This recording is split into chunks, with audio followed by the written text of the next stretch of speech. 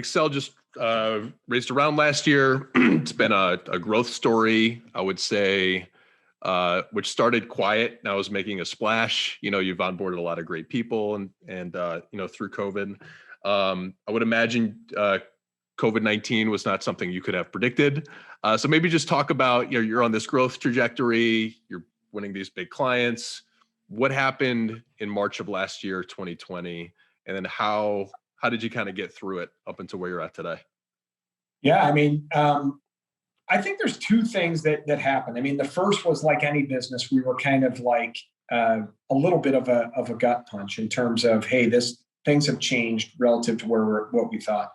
But make no mistake, we were a fast-growing enterprise, and so we took a step back. And at that point, we had just started our capital raise, but we were already still growing pretty steadily, even in the context of COVID. But there was, I think, a mind shift change for us as a company, which was, it almost goes back to my biology background. I don't know if I ever told you this, Tim, but I went to college for biology. I was going to go into pre-med and change courses, but I started to think of it almost from a natural selection perspective, which is, in the context of adversity, is the time to evolve and get better.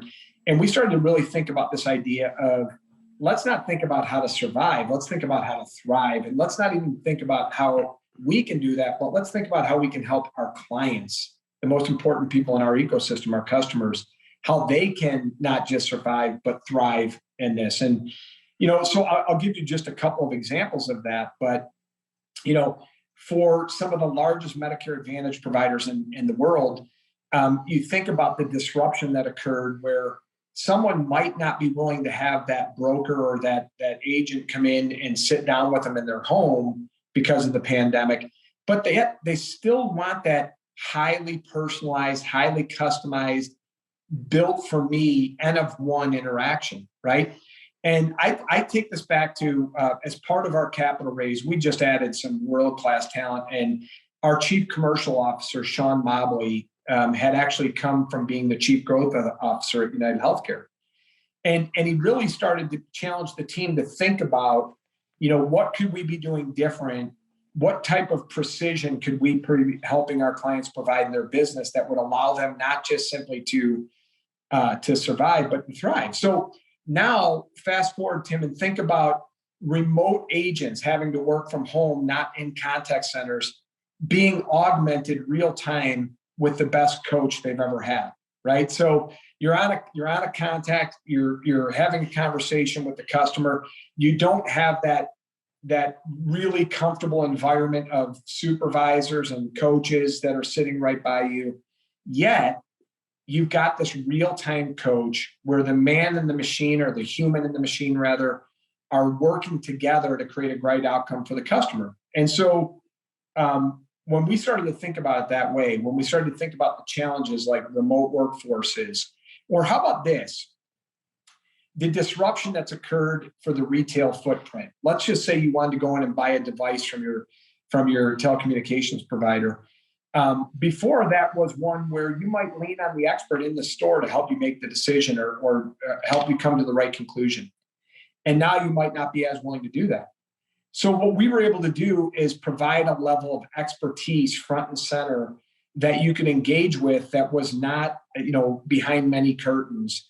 It would be front and center. And that person could walk you through in a very personalized way what the right selection would be with you. I just look at all of these and I go, it was funny. Someone was telling me there's this new world. It's phygital. It's the intersection of all the things that we loved about the physical environment, personalization, having a conversation with an expert, talking to the person about your particular set of circumstances, but bringing that to the digital environment where, it's much more readily accessible. Even what we're doing here today in terms of our conversation. And so I think that there's this exciting potential out of what was clearly a terrible set of circumstances where businesses are evolving faster than ever before. And I'm the youngest of seven, Tim. So, my sister I have an older sister who's been wildly successful. But she was definitely from the book that would say, hey, you have to get on the plane, you have to go meet with the customer face to face. And I think what first of all happened was all of us have learned you can build that rapport with people digitally. You can make these connections. Now, do I still think you want to do face to face? Yes, those should happen. But you can build these great interactions. We started to, as a family, have